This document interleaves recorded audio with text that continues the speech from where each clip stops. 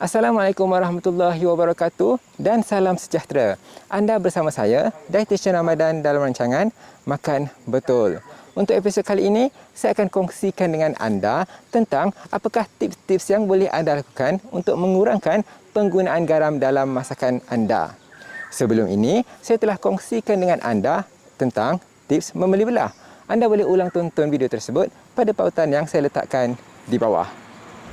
Kali ini saya berada di Putu Village yang terletak di daerah Kulai Johor. Perkampungan Putu ini dibina atas tradisi yang unik dan kemewahan kaum Buddha dari segi seni dan penceritaan bagi menarik pelancong yang inginkan keindahan dan kedamaian alam semula jadi. Jadi, anda ingin tahu apa yang ada di dalam? Jom ikut saya.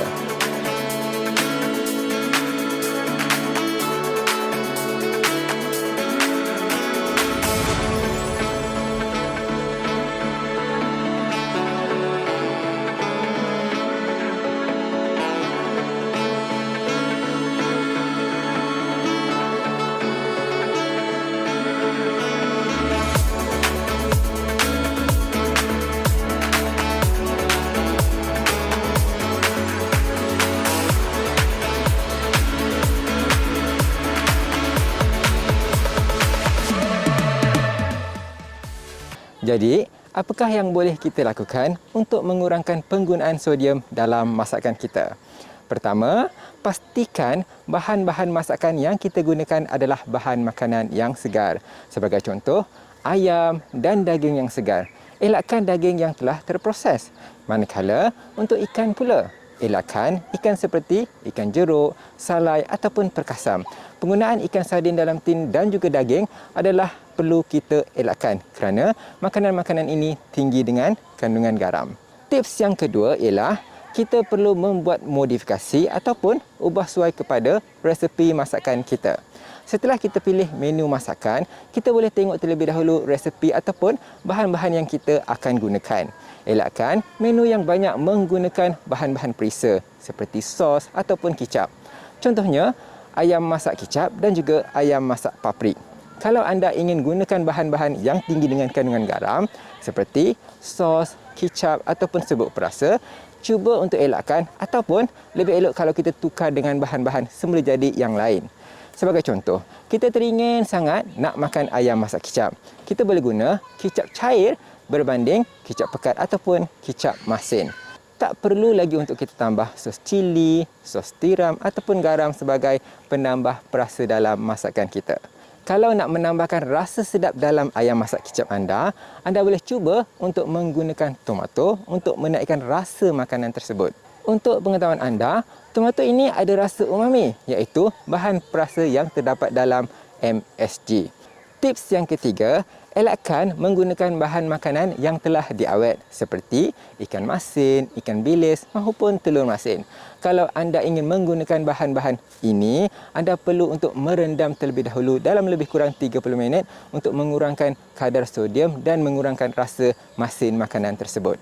Tips yang keempat, kalau anda ingin makan nasi, elakkan daripada makan nasi yang berperisa kerana apabila nasi ini sudah dimasak dan berperisa, pastinya kandungan garamnya lebih tinggi daripada nasi putih.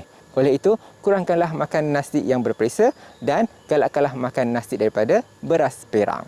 Tips yang kelima, kalau anda ingin makan nasi, anda digalakkan untuk menggunakan beras perang berbanding beras putih. Kenapa? Kerana beras ini mengandungi serat yang tinggi dan juga kandungan-kandungan nutrien yang lebih tinggi daripada beras putih.